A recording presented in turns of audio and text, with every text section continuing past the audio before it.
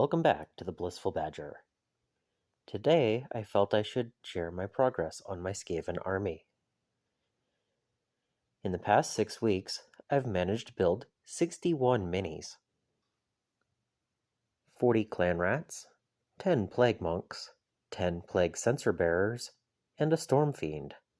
While building the majority as instructed, I did kit bash the plague censer bearers. Using bits from the plague monks, I was able to build a similar sensor to the GW models, aside from being one-handed. This was a good venture into an easy conversion, priming my confidence for future bashes. I also decided to give one of my Plague Monk banner bearers a custom bell. I liked the way it turned out. Initially, I chose random weapons for my clan rats. I plan on running them all as blades, since they can fight in multiple ranks, but variety is key in a horde army, and I want them to look different. Okay, the pile of built models is getting to a good point. I'm happy with that progress. I should begin the painting. I have a basing scheme in mind, and I need to wait for some tools and materials to arrive. So until then, to make priming easier, I'm going to glue my clan rats to pieces of skewer. Welcome, my skewer rats. I didn't want an unnaturally dark black shadow, so I decided to use a few different colors. I primed them with a coffee bean, followed by a brown, and topped it with a zenithal tan. I stuck the models to some foam so I could get decent coverage and really like how the prime turned out. Just with the prime down, they already look a lot better than bare plastic. Now, I just need to paint them.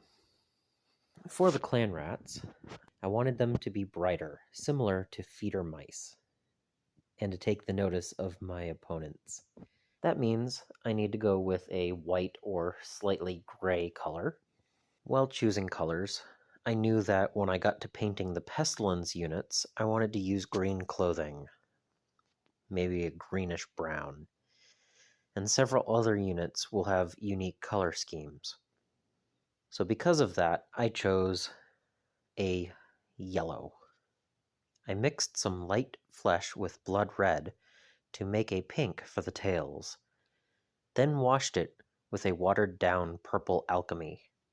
The skin is deck tan, followed by a watered holy white. I used straight blood red for the cloth wraps and eyes. I watered down the filthy brown so that it didn't fully cover the primer, and it came out looking fairly dirty. Or maybe even filthy.